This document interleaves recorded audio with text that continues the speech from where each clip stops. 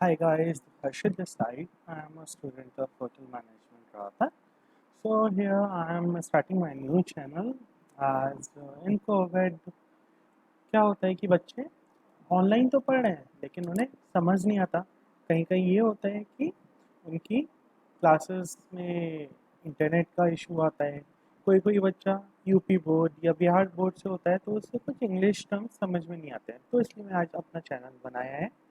और कुछ टर्म्स मैं चारों डिपार्टमेंट से रिलेटेड हूँ। आप तो जानते होंगे चार डिपार्टमेंट हमारे जैसे कौन कौन से हैं: front office, house keeping, food production and the F&B service. सो मैं इन चारों डिपार्टमेंट्स के अपने वीडियोस डाला करूँगा यूनिट बाय यूनिट। तो अगर आप लोगों को वीडियोस अच्छी लगें तो उन्हें लाइक, सब्सक्राइब और शेयर ज़रूर कीजिएगा। तो आज मैं फ्रंट ऑफिस की पहली सेकंड सेमेस्टर की पहली यूनिट पढ़ाने जा रहा हूँ, क्योंकि आपका ये सेकंड सेमेस्टर चल रहा होगा, इसलिए मैं फर्स्ट यूनिट पढ़ाने जा रहा हूँ जिसका नाम है टैरिफ स्ट्रक्चर। अब टैरिफ स्ट्रक्चर में हमारे पास क्या क्या मेन पॉइंट्स होंगे, जैसे types, food plans, factor affecting room tariff, types of rate, room room fixation price and types. ये हमारे पास सारे टॉपिक्स हैं किसके अंदर, टैरिफ स्ट्रक्चर के अंदर। So let's start. मैं आपको स्क्रीन भी शेयर करूंगा अपनी, और उसमें नोट्स भी प्रोवाइडेड है। अगर आपको नोट्स चाहिए होंगे तो मुझे कमेंट बॉक्स में आप पुट अप कर सकते हैं।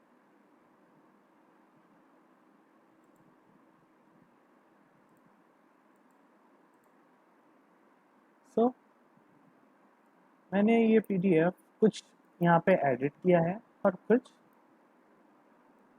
अपने आप से लिखा है। तो टैरिफ स्ट्रक्चर होता क्या है?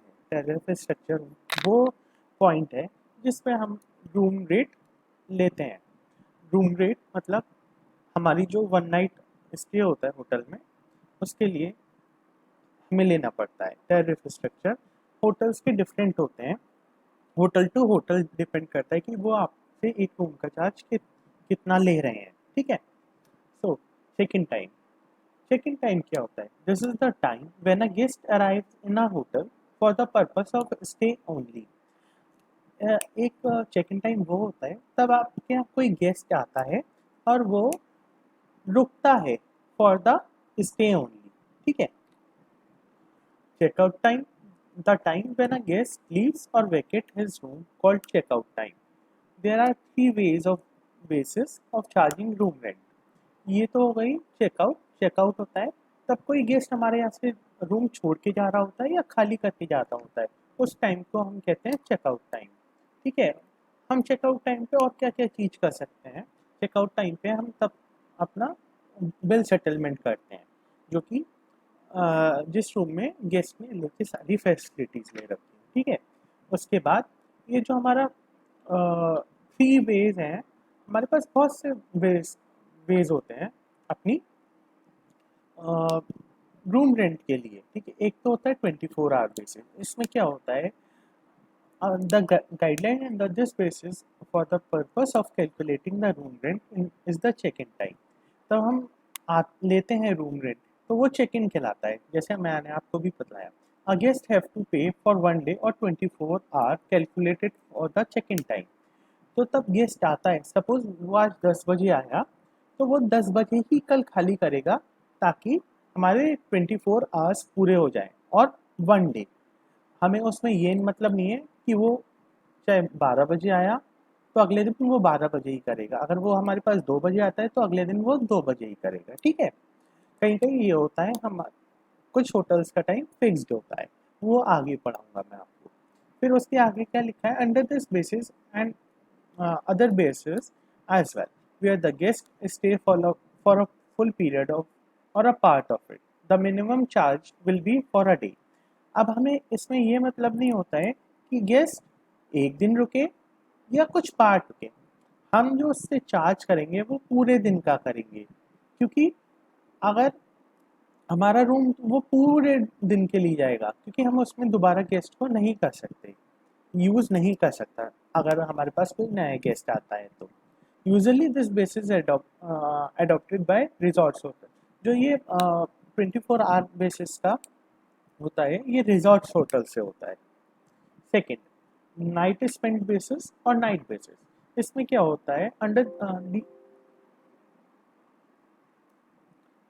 under this basis, the guidelines for the purpose of calculating room rent in number of nights spent by the guest. The ठीक है, इसमें हम क्या होते हैं कि जो सपोज आज हम रात को रुके तो हम वो हमारी रातें गिनते हैं। ठीक है, this basis usually adopted by motels. Motels कहाँ होते हैं, जो कि आउटसाइड द सिटीज होते हैं। The time of night is specified in such case.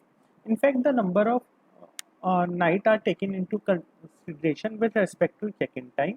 Even a guest does not spend a night but staying during the daytime, then he has to pay 1 day room rent.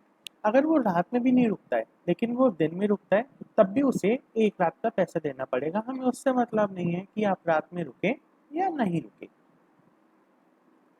Checkout time basis, इसे हम क्या भी बोल सकते हैं, COT basis भी बोल सकते हैं। और सीओटी बेसिस जो है ये आपके प्रैक्टिकल में भी पूछा जा सकता है, what is COT full form. तो आप वहाँ पे बता सकते हैं checkout time. This is the most popular basis mainly adopted by the commercial hotel, transit hotels, and some resorts. Under this basis, the purpose of calculating room rent is the checkout time, which is fixed by the hotels.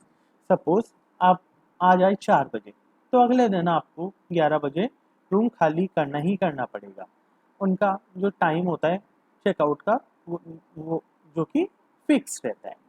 By which a time guest will have to vacate the rooms or he will charge for the another day. अगर वो उस time तक room खाली नहीं करेंगे तो उन्हें अगले दिन का भी चार्ज देना पड़ेगा। Under this basis, guests are allowed to stay during the hotel day only. Hotel day is a cycle of 24 hours that starts from the checkout time. तो हम मैंने पहले भी बताया था तब हम लोग होटल में रुकते हैं तो हमें वहाँ पे 24 आवर्स के लिए ही टाइम मिलता है जो कि एक दिन का होता है। अब कभी कभी क्या होता है, हमारी फ्लाइट्स डिलेड हो गई या फिर ऐसा कुछ हुआ तो अब हम गेस्ट को बोलना तो उसका तो ऑलरेडी रिजर्वेशन है एक दिन का, लेकिन हमारे दूसरे गेस्ट भी आने हैं। तो ऐसा क्या होता है, the selection of checkout time depends on the maximum number of flight, long distance train and bus arrives. It is the popular because both guests are in benefited. अब जो आ चुका है हमें उसे भी रोकना है और जो जा रहा है उसे भी रुकना पड़ेगा क्योंकि उसके पास कोई और प्लान नहीं। It is beneficial for a guest walk in as he can expect a vacant room at the checkout time.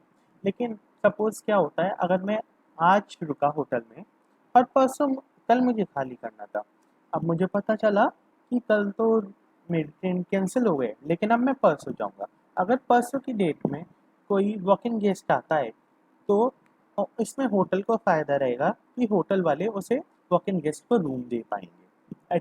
Adopting this basis, a hotel can deploy rooms to more number of guests and plan schedule. लेकिन अगर ये जो basis है इसे hotel apply करता है तो guest को वो प्लानिंग करके चलता है और अपना शेड्यूल करता है। और इस वाले पैराग्राफ में ये जो आपका पैराग्राफ है इसमें यही बताया गया है कि कुछ जो होटल्स होते हैं वो 12 बजे उनका फिक्स टाइमिंग्स होता है। अगर 12 बजे चेक इन करना है तो 12 बजे ही चेकआउट करना है फॉर द नेक्स्ट डे, क्योंकि उनका 24 आवर्स का टाइमिंग होता है।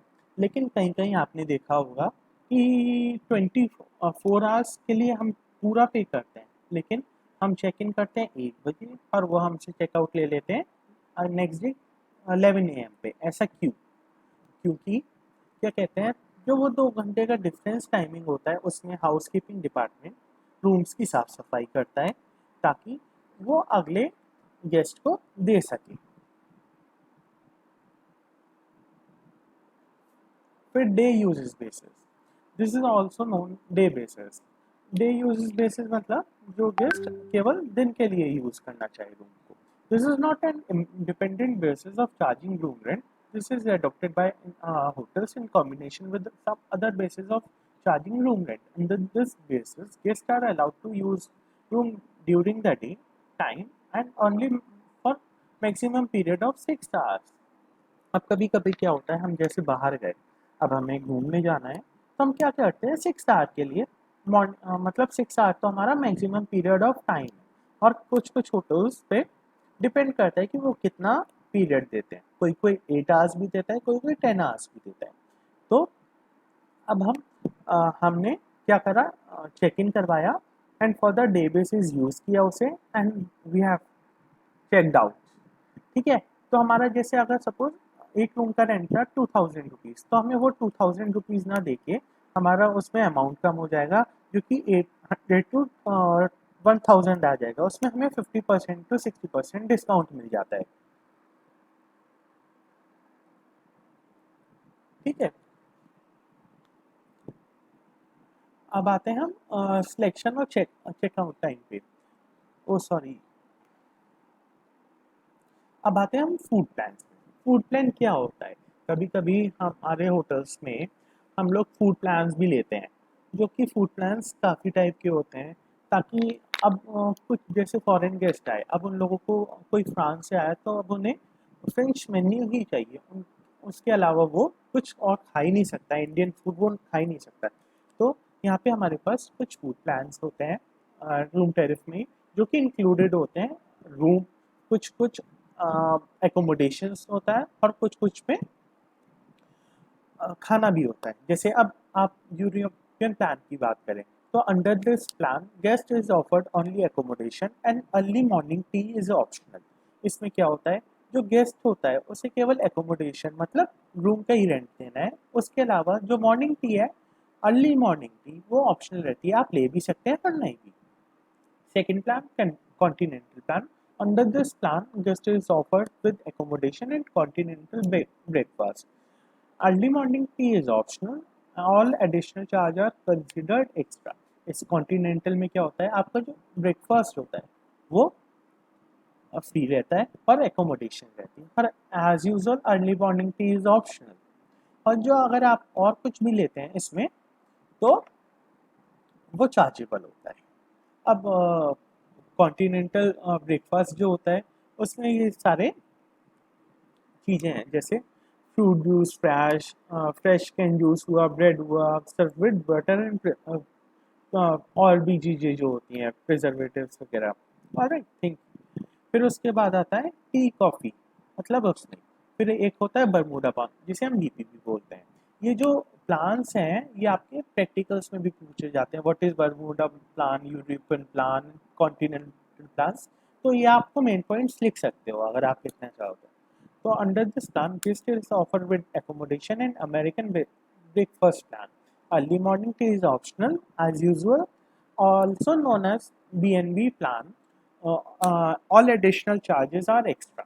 तो इसमें क्या होता है, हमें एक तो एकोमोडेशन देते हैं, प्लस अमेरिकन ब्रेकफास्ट देते हैं। ठीक है, जो जितने भी प्लान्स हैं सबके मेन्यू अलग अलग होते हैं अकॉर्डिंग टू प्लान्स। ठीक है, पर हम इसे B&B प्लान्स भी बोलते हैं। B&B क्या होता है, बीएनबी की फुल फॉर्म होती है ब्रेड एंड बटर प्लेट। मैं आपके लिए यहाँ पे लिख देता हूँ, क्योंकि ये कहीं काफ़ी बार पूछा जाता है।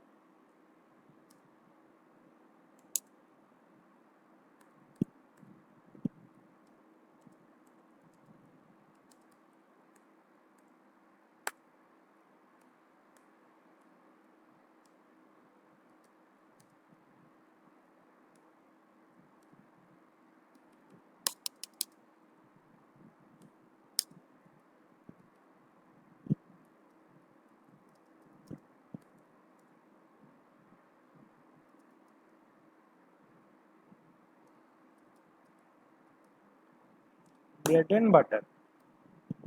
ठीक है, अब हम आते हैं नीचे अमेरिकन ब्रेकफास्ट। देखिए इसमें मेन्यू डिफरेंट हो गया, तो जैसे जैसे आपके प्लान्स बदलते जाएंगे, आपकी चीज़ें बदलती जाएंगी। ठीक है, अब आता है हमारा अमेरिकन प्लान। इसमें क्या होता है, अंडर दिस प्लान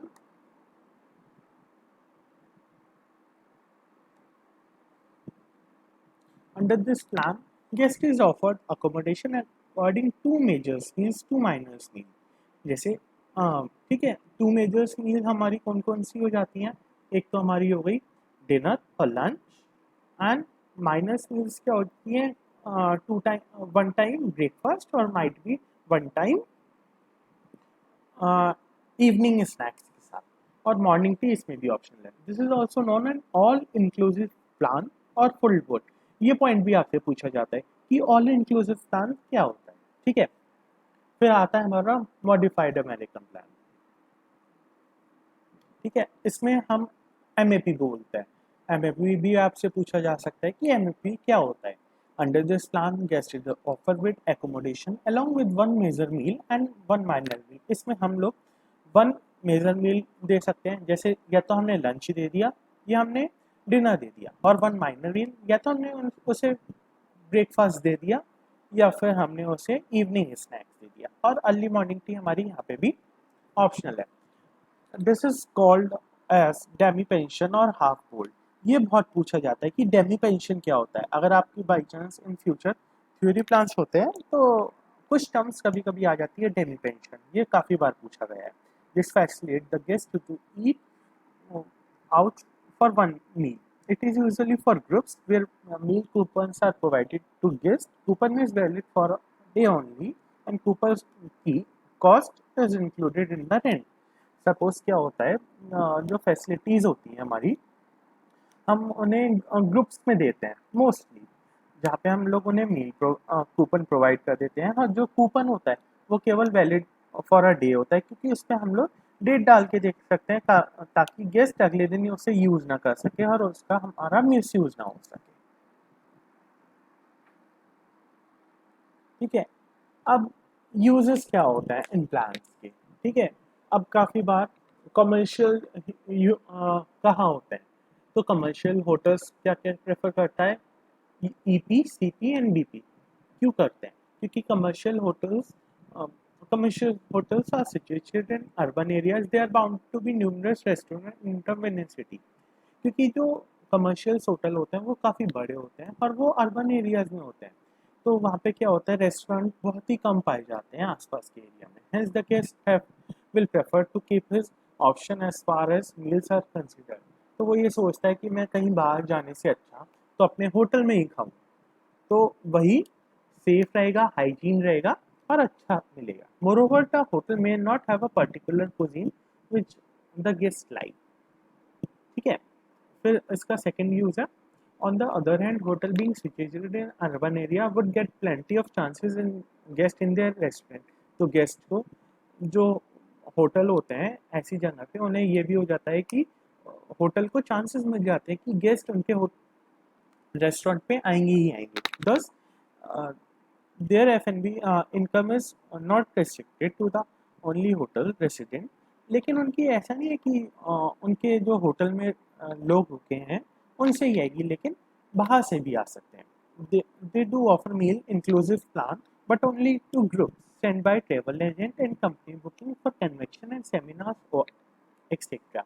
लेकिन जो ऑल इंक्लूसिव प्लान होते हैं, जो कि ऑल इंक्लूसिव प्लान मैंने अभी आपको ऊपर बताया था, जिसमें हमने टू मेजर मील्स और टू माइनर मील्स मिलती हैं, तो जो ग्रुप्स भेजे जाते हैं ट्रैवल एजेंट के बाय, और कंपनी बुकिंग्स आती हैं। जैसे अब हमारे पास बजाज की बुकिंग्स आई, तो बजाज ने 50 रूम्स बुक किए हमारे यहाँ, और तो हम उन्हें ये प्लान्स ऑफर करते हैं। हम छोटे छोटे लोगों के लिए ये प्लान्स ऑफर नहीं करते।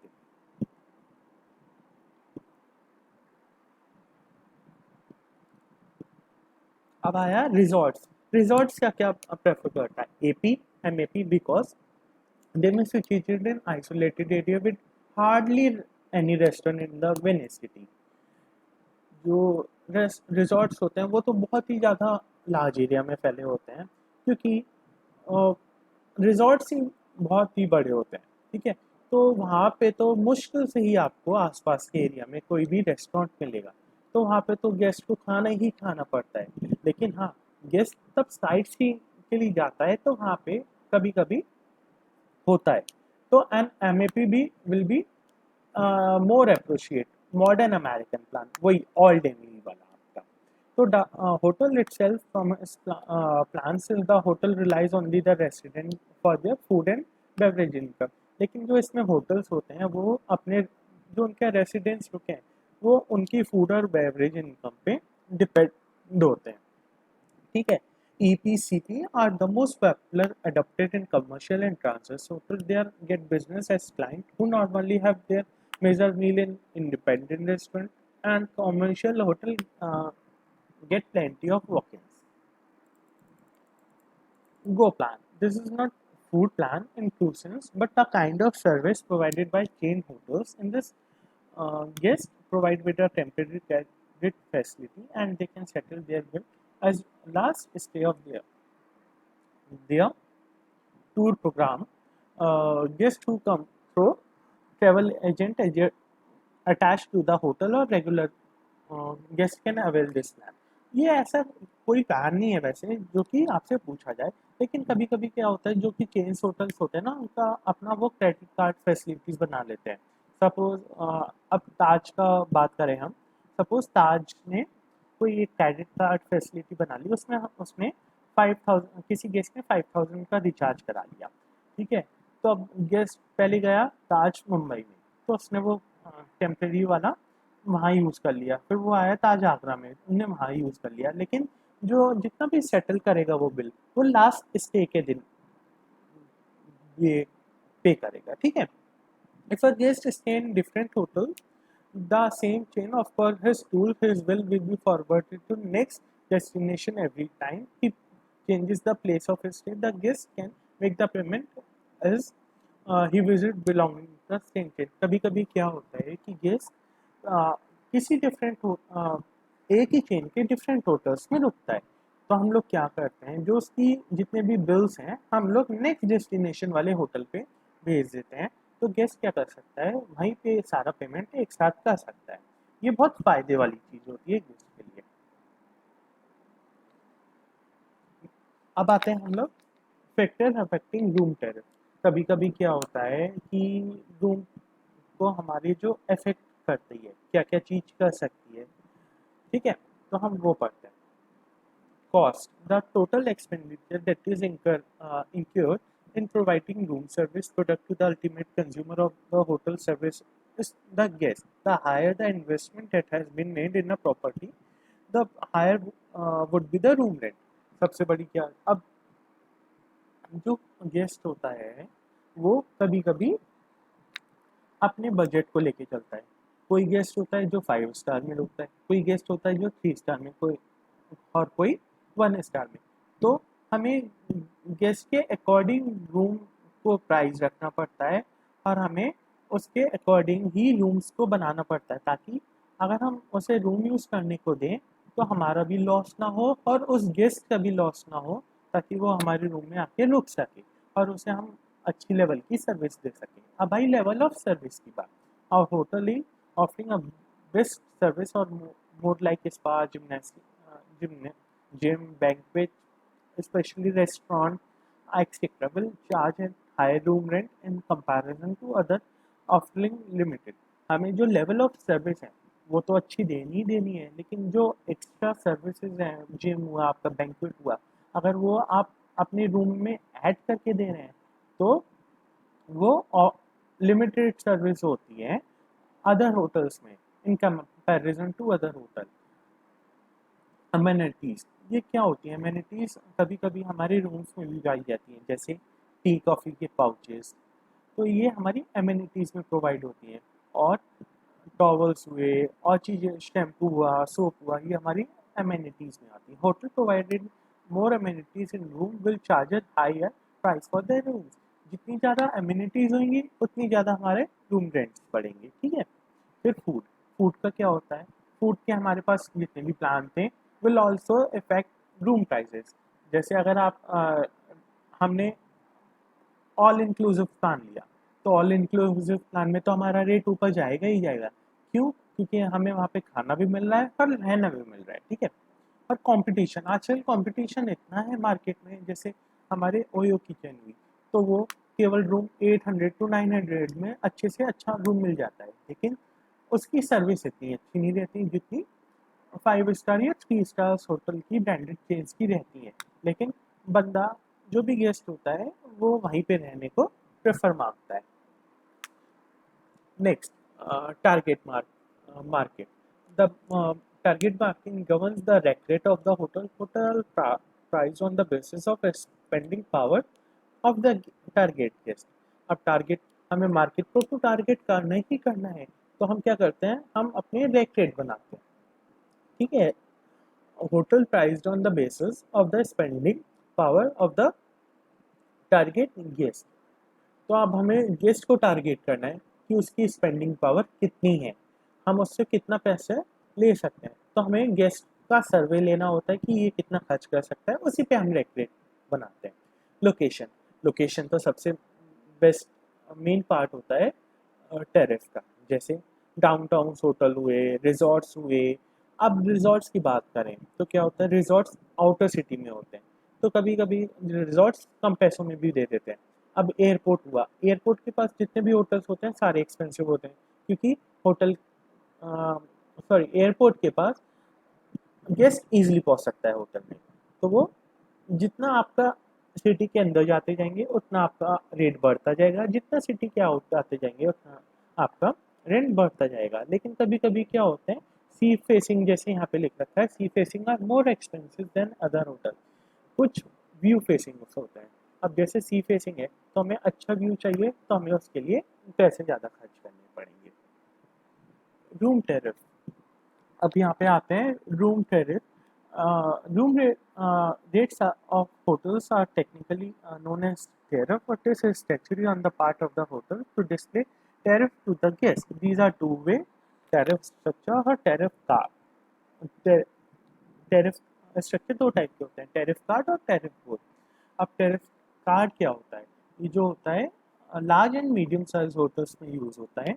There use the tariff card with details of the room. इसमें क्या होती है, सारी डिटेल्स की रूम होती, डिटेल्स का रूम होता है कि इसमें, ठीक है। और टैरिफ बोर्ड क्या होता है, ये other hand in use in small size hotels, ठीक है।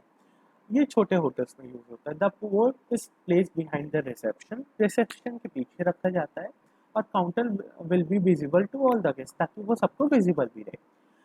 जो आपके टेरिफ कार्ड पे इंफॉर्मेशन रहती हैं वो क्या क्या रहती है, room rate against each plan, room के रेट्स उसके रूम के अकॉर्डिंग।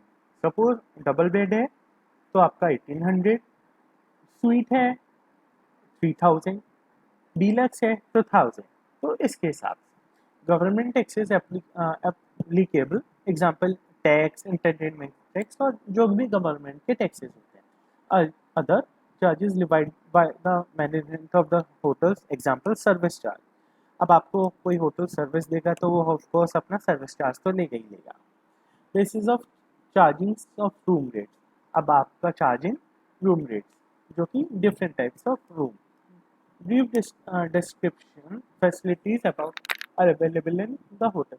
जितनी भी फैसिलिटीज़ होती हैं उतने रूम हमारे मतलब जो फैसिलिटीज़ हैं उनकी फैसिलिटीज़। अब जो टैक्स एप्लीकेबल होते हैं प्लस में, ठीक है, वो प्लेस टू प्लेस डिपेंड करते हैं अंडर गवर्नमेंट पॉलिसीज। अब आते हैं, सपोज ये एक टैरिफ प्लान है जो कि एकोमोडेशन का है, ठीक है। अब यहाँ पे 350 रूम्स की प्रॉपर्टी का प्लान है, ये देखिए।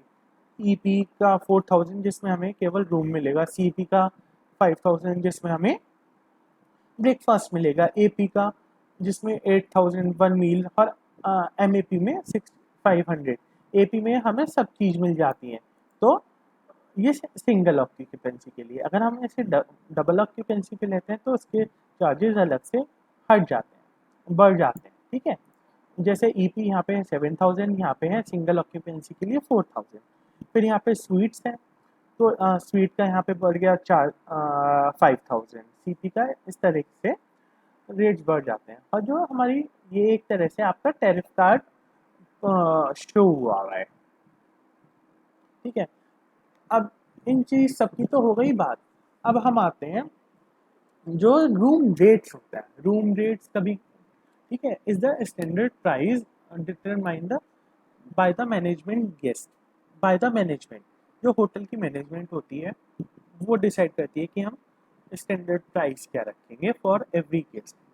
ठीक है, hotel design standard rate for each category of room of offer to the guest, वो हर रूम का अलग अलग रेट रखती है। ठीक है, highest possible rate of each room of category of room, तो हाईएस्ट पॉसिबल रेट भी रखती है कि हम कितना महंगा भी दे सकते हैं, और मिनिमम तो रखती ही रखती है। Special rate. These are certain circumstances when special reduced rates or discounted may be offered on rack rate during low occupancy. These special rates are the room which is printed on the tariff but also called as the rack rate and is highest quoted offer generally. Special rates क्या होते हैं पता है? Special rates में जो हमारा rack rate होता है उससे भी हमें कम रेट्स में रूम्स मिल जाता है, क्योंकि वहाँ पे तब हमारी ऑक्यूपेंसी बहुत कम होती है।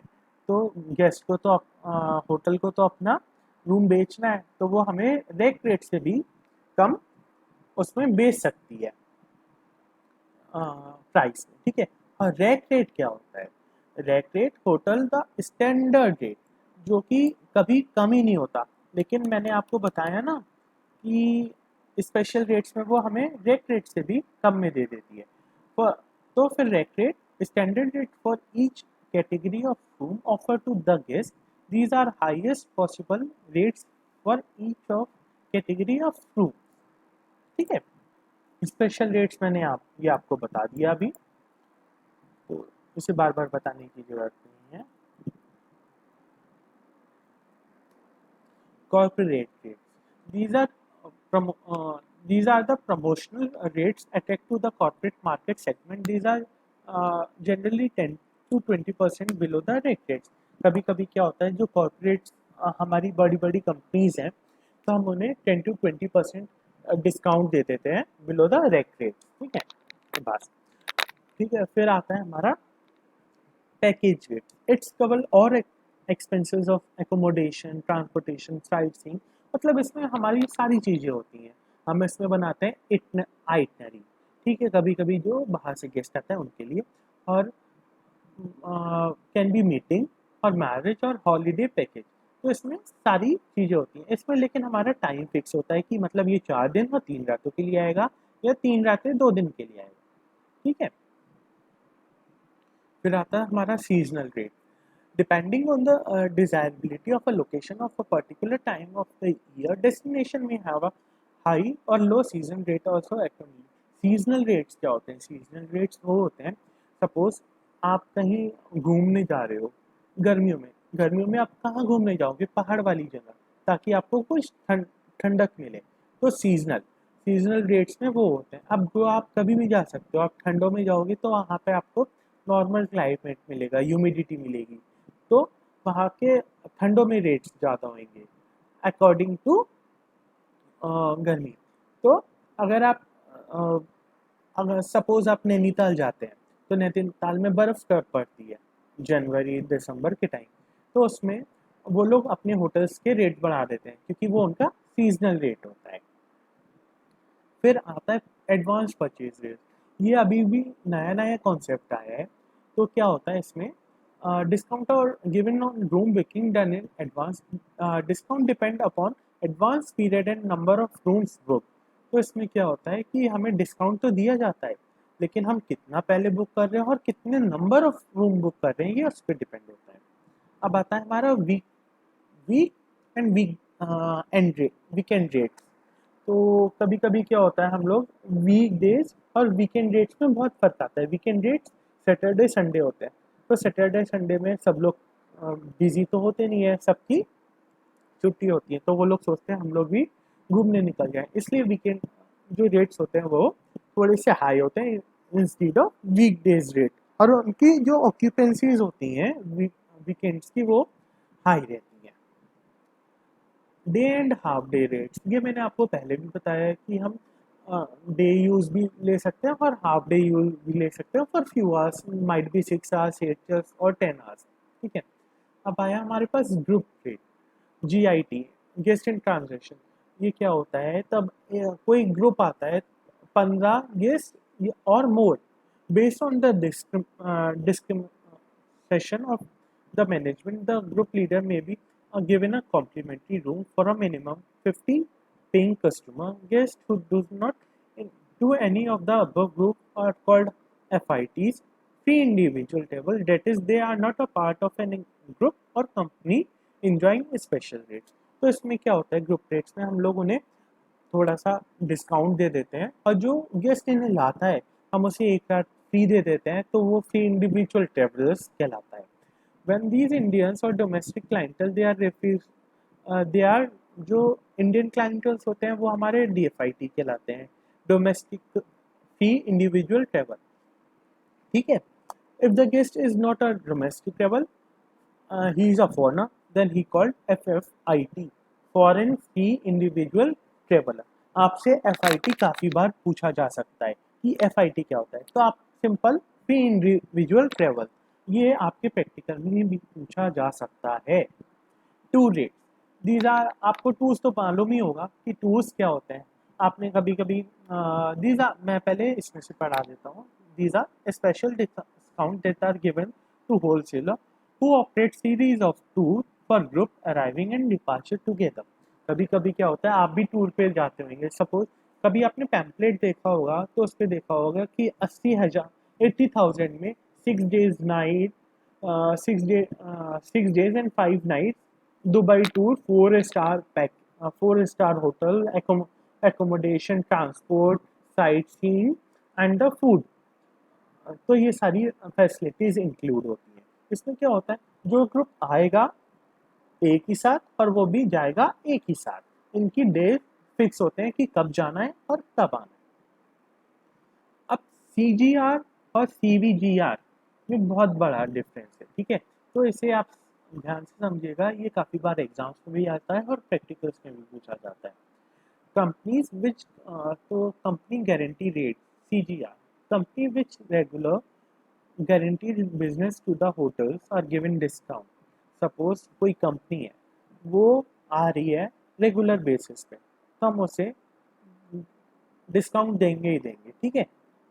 सपोज अगर कंपनी बजाज कंपनी है, अब वो हमारे यहाँ हर महीने 4 रूम्स लेती है मिनिमम, तो हम उसे कुछ डिस्काउंट देंगे ही देंगे। अब उसका हमारे साथ, अगर वो उसका हमारे साथ एग्रीमेंट है कि आप 4 रूम के पैसे हमें देंगे ही देंगे, वो रुके या ना रुके ये उनकी पॉलिसी में डिपेंड करता है, लेकिन वो हमें 4 रूम का पैसे देंगे ही देंगे, ठीक है।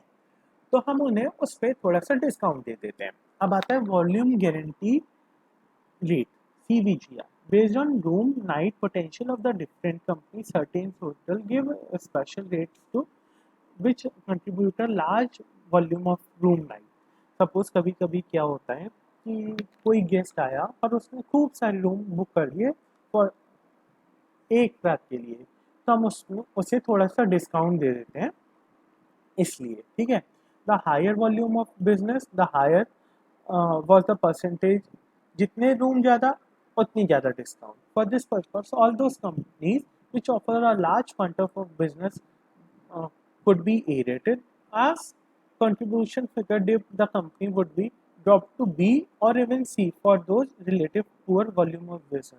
लेकिन इसमें क्या होता है, इसमें हमें फिक्स मिलना नहीं है, हमें फिक्स प्राइस मिलना नहीं है। जैसे हमें CGR में मिलना है, CGR में तो हमें 4 रूम का मिलेगा, लेकिन CVGR में हमें 4 रूम का भी ऐसा नहीं है कि मिलेगा ही मिलेगा, हमें वहाँ क्या मालूम अगले दिन 1 रूम का भी ना मिले, 2 का भी ना मिले, ठीक है। तो इसमें ये होता है।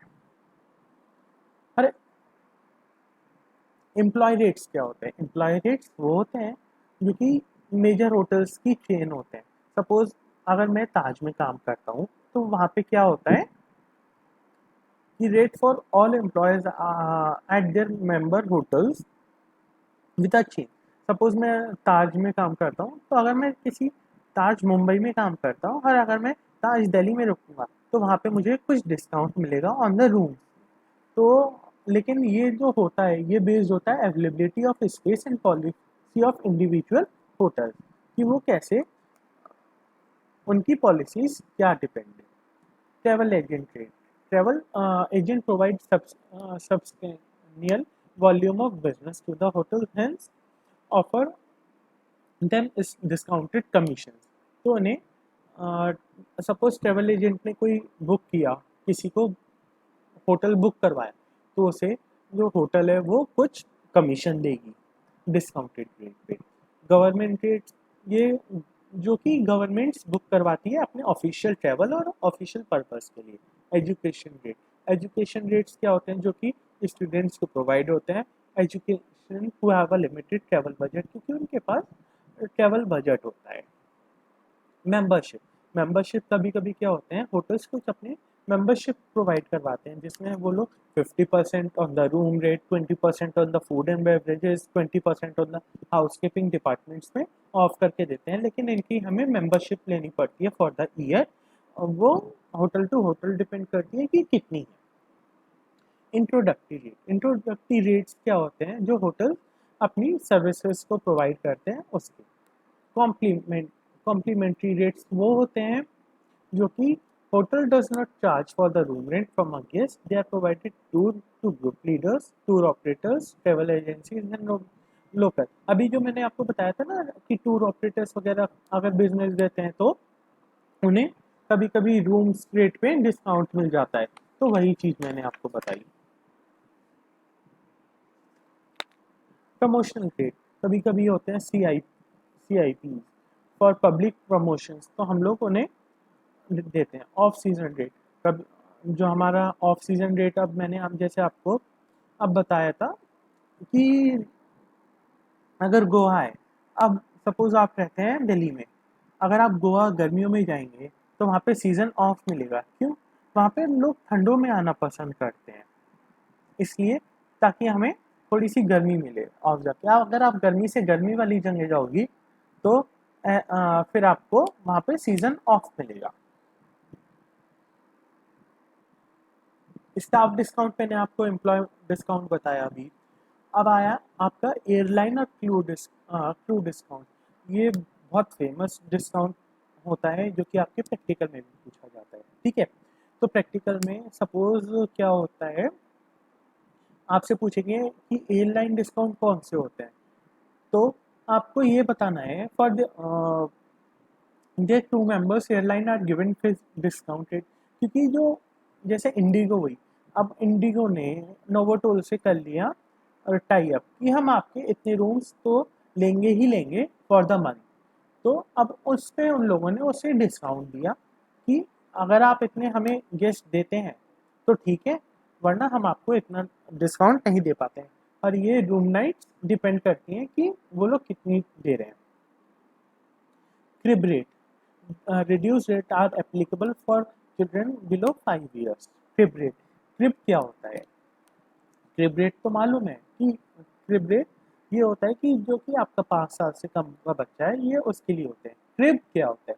क्रिब एक बेड होता है जो कि हाउस कीपिंग वाले प्रोवाइड करवाते हैं। ये आपसे फ्रंट ऑफिस में भी क्वेश्चन पूछा जा सकता है, व्हाट इज क्रिब, तो आप ये बता सकें। और एक्स्ट्रा बेड, एक्स्ट्रा बेड आपको सबको ही पता है, जैसे डबल ऑक्यूपेंसी, अगर आप 3 जने होटल्स में जा रहे हो और अगर आपको एक्स्ट्रा बेड चाहिए तो आपको रूम में एक्स्ट्रा बेड प्रोवाइड करवा दिया जाता है on the sum amount. Suppose आपका रूम 1000 रुपीज़ का है, तो वो आपको 300 या 400 पे एक एक्स्ट्रा प्रोवाइड बेड करवा देंगे फॉर अ थर्ड पर्सन। अच्छा, FHRAI क्या होता है? ये बहुत फुल फॉर्म होती है, ये भी बहुत इंपॉर्टेंट होती है, ये भी आपके प्रैक्टिकल्स में पूछा जा सकता है। Federation of hotels and restaurant association of India is a major association of hotels and restaurant. ये जो होते हैं ये हमारे होटल्स को स्टार कैटेगराइज करते हैं, ठीक है। तो इनके जो पार्टनर्स होते हैं, चेयरमैन होते हैं, हम इन्हें स्पेशल डिस्काउंट देते हैं on the room rate, beverages और जितना भी जो भी जहाँ पे भी हम लोग इन्हें डिस्काउंट दे सकते हैं हम उन्हें डिस्काउंट देते हैं। अदर रेट्स में तो आपके डिपेंडिंग ऑन पॉलिसीज हो गया, मैनेजमेंट हो गया, तो ट्रेवल लाइटर्स हो गया, एग्जीक्यूटिव्स हो गया, कंपनीज हो गई, तो इसमें आते हैं। अब आता है आपका रूम टैरिफ फिक्सेशन। ये सबसे मेन पॉइंट होता है कि आप रूम टैरिफ जो होता है वो आप कैसे मैनेज करते हो। ठीक है। अब कॉस्ट बेस्ड क्या होता है?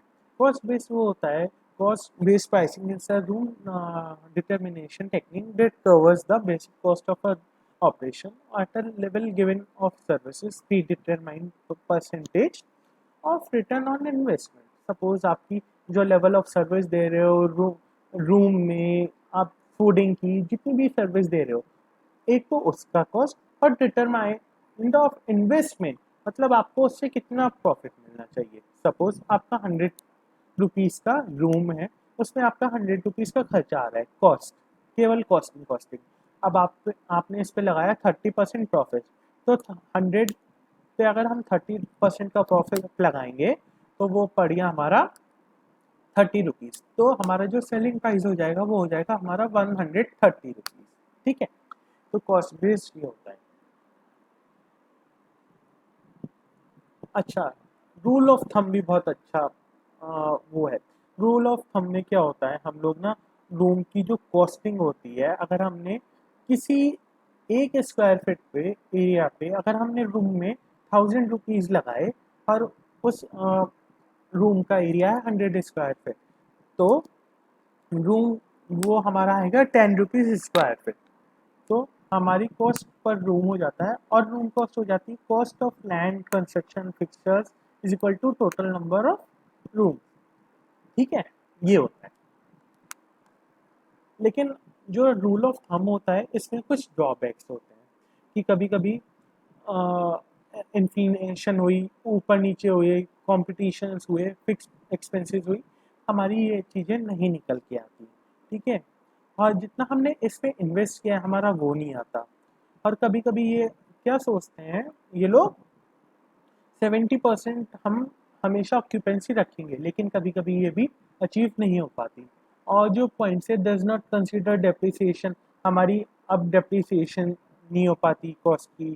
ठीक है। Approaches to fill an expected expenses, हमारे सपोज लिफ्ट खराब हो गई तो उसकी मेंटेनेंस कॉस्ट कहाँ से आएगी। ठीक है। अब ये सारी चीज़ें आती हैं। लोकल मार्केट को हम लोग compete कैसे करेंगे? Approaches does not take care of value. अगर कोई गेस्ट आया उसने कोई चीज़ तोड़ दी तो उसकी वैल्यू नहीं हुई। ठीक है। अब आता है हबर्ट्स फॉर्मूला। ये भी बहुत इंपॉर्टेंट पॉइंट है, क्योंकि ये भी बहुत पूछा जाता है। इसे बॉटम ऑफ अप्रोच भी कहते हैं। ठीक है। इसमें क्या होता है, to determine average selling per room the approach considered operating cost, desired profit and expected number of room sold. ठीक है। हम इसमें क्या क्या कैलकुलेट करते हैं? अ, हम इसमें करते हैं पी फिक्स। ठीक है। और हम इसमें सारी चीज़ का इंक्लूड रखते हैं, जैसे depreciation, interest, property tax, insurance, amortization, building mortgage, rent and management fees, land, ये सारी चीज़ें हम इसमें इंक्लूड करके चलते हैं। जैसे अब आप डबल ऑक्यूपेंसी पे हमने भेजा, तो double occupancy rate into total number of rooms into occupancy percentage, तो हम इस पे निकालते हैं। अब मार्केट बेस्ड कौन सा होता है? मार्केट बेस्ड वो प्राइस होता है जिसमें हम लोग मार्केट की सारी इंफॉर्मेशन निकालते हैं, फिर उस बेसिस पे हम लोग रखते हैं। ठीक है। रूम के रेट एज पर कंपटीशन, हम लोग कंपटीशन तो देखते हैं ना कि अपना एरिया कौन सा लग रहा है, हमारे पास आसपास कौन सी चीज़ें। अगर हम लोग सपोज टूरिस्ट प्लेस में अपना होटल बनाते हैं और गेस्ट वहाँ पे आके रुकता है, तो वो हमारा महंगा होगा। क्यों? क्योंकि वहाँ से टूरिस्ट प्लेस पास है, तो वहाँ से जाने में ईजी, गेस्ट को ईजीनेस पड़ेगी। अगर सपोज लखनऊ की बात करें, हम इमामबाड़ा की बात करें, तो अगर हम इमामबाड़ा की पास बनाएंगे कोई होटल, तो वहाँ पे महंगा बनेगा, हमारी कॉस्टिंग भी ज़्यादा आएगी, तो हम उसी के हिसाब से अपना रूम रेट भी रखेंगे। अब उठा के उसे हम लोग दूसरे कोने पे बना दे होटल को। अब दूसरे कोने पे, तो गेस्ट को वहाँ से आने में प्राइजेस भी लगेंगे, कॉस्टिंग भी आएगी, तो इसलिए लोकेशन का फ़र्क पड़ता है। मार्केट टॉलरेंस क्या होता है, कभी कभी अगर हमने दूसरी कॉम्पिटिटिव होटल्स को नहीं खोला, देख के नहीं चला, तो वो आपकी आइडेंटिटी क्लोज कर देते हैं कि आपका होटल का रूम में इतना वो फ़ायदा है, ये है वो है। Rate cutting, lowering of rate to increase occupancy, especially during off season. यहाँ पे क्या होता है, हम लोग रेट कटिंग कर देते हैं ड्यूरिंग ऑफ सीजन, तो उससे हमें क्या फ़ायदा मिलता है कि हमारी ऑक्यूपेंसी लेवल इंक्रीज हो जाती है और हमारा ऑपरेशंस चलता रहता है। Inclusive and non inclusive rate, charging rate on the basis of meal provided. अब हम ये देखते हैं कि हमारी जो हम लोग रेट चार्ज करेंगे उसमें हमारी मील्स प्रोवाइडेड है या नहीं है। और गेस्ट रिक्वायरमेंट्स जो होती हैं हमारी, varying room tariff as per requirement, early check in and checkout basis on late checkout on messy plan. अब हम ये देखते हैं कि गेस्ट की रिक्वायरमेंट क्या है, वो कब चेक इन कर रहा है, कब चेकआउट कर रहा है, उसे बेसिस प्लान एमएपी चाहिए नहीं चाहिए। ठीक है। Prestige pricing, product and prices are fixed much higher than the other hotels. Is work on mentality, and if it is expensive, it is must be good. यहाँ पे क्या होता है, जो हमारे प्रोडक्ट और प्राइसेस होते हैं फिक्स्ड होते हैं और हायर होते हैं अदर होटल से, क्योंकि यहाँ पे जो चीज़ें होती हैं वो जो होती हैं वो हमारी अच्छी होती हैं और महंगी होती हैं। तो ये हो गई आपकी आज की टैरिफ स्ट्रक्चर, टैरिफ की यूनिट ख़त्म। अगर आपको कोई डाउट हो तो आप मुझे कमेंट बॉक्स में भी बता सकते हैं और आप मुझसे कांटेक्ट भी कर सकते हैं on my YouTube channel. All right, thank you.